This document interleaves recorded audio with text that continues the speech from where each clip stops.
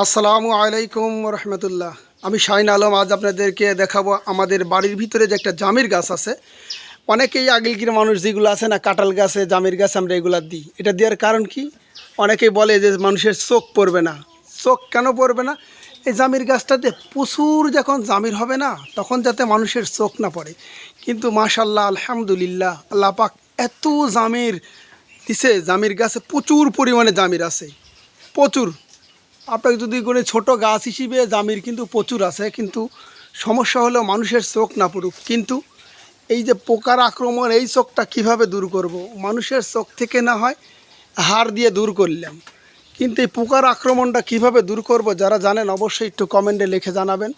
দেখেন কি পরিমাণ হয়েছে, আমি এটা দেখাই আপনাদের। দেখছেন না?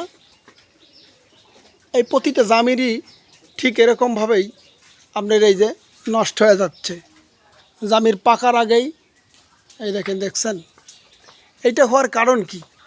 অবশ্যই একটু যারা জানেন, ফল বিশেষজ্ঞ যে ভাইগুলা ভিডিওটা দেখবেন, অবশ্যই একটু জানাবেন যে এগুলো হওয়ার কারণটা কি। দেখেন প্রতিটা জামিরগুলা কিন্তু আমার এই গাছের জামিরগুলা প্রায় 3 কেজি 4 কেজি পর্যন্ত ওজন হয়। এটা হলো বড় জামির, দেখতেই পাচ্ছেন প্রতিটা জামিরই বড়। শুধু এখানে না, যেগুলো চালের পুর আছে এইগুলোতে সমস্যা হয়েছে। হয়তোবা আমি প্রথমে ভেবেছিলাম যে হয়তোবা বৃষ্টির পানির কারণে। আসলে বৃষ্টির পানির যদি কারণ হয় তাহলে নিচে হওয়ার কথা, কিন্তু নিচে না হওয়ার কারণে দেখেন সাইডে হচ্ছে। এইটা হওয়ার কারণ কি? আর প্রচুর পরিমাণে পিঁপড়। এটা স্প্রে করেছি, কিন্তু এই পিঁপড়গুলো যেতে চায় না। কী দিলে ভালো হবে অবশ্যই একটু কমেন্টে লিখে জানাবেন। এবং ভালো থাকবেন, সুস্থ থাকবেন। আল্লাহ হাফেজ।